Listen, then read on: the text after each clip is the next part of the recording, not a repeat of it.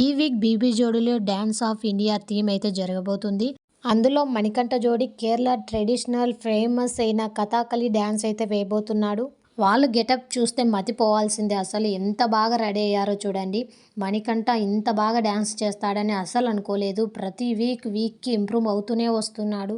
ప్రియాంక మణికంఠ వాళ్ళకైనంత కాకుండా ఇంకా ఎక్కువనే ఎఫెక్ట్స్ పెట్టి మరీ డాన్స్ చేస్తున్నారు. వాళ్ళ ఎఫెక్ట్స్కి మనం హ్యాట్సప్ చెప్పాల్సిందే.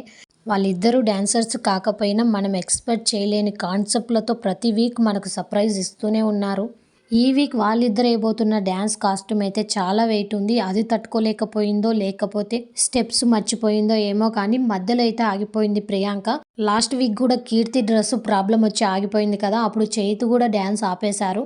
వాళ్ళిద్దరు అక్కడికే డ్రాప్ చేసి మళ్ళీ కంటిన్యూ చేశారు.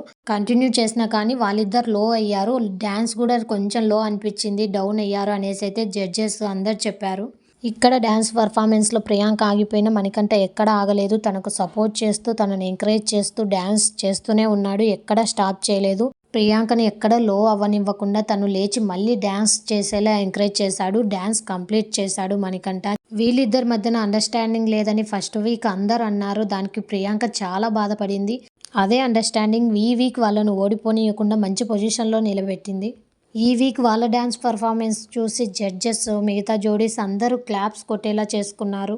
ఇంత వెయిట్ ఉన్న కాస్ట్యూమ్ వేసుకొని డ్యాన్స్ చేస్తూ కరెక్ట్ స్టెప్స్ వేస్తూ కేరళ వాళ్ళ ట్రెడిషనల్ని మనకు తెలిసేలా చేసినారు మణికంఠ వాళ్ళు. వీళ్ళ డ్యాన్స్ పర్ఫార్మెన్స్ అయితే నాకు చాలా బాగా నచ్చింది. మీకు ఎలా అనిపించిందో కామెంట్ చేయండి. అలాగే మణికంఠకు మైక్ ఇస్తే మాటల వర్షం కురిపిస్తారు అనేసి జడ్జెస్ మైక్ కూడా ఇవ్వట్లేదు.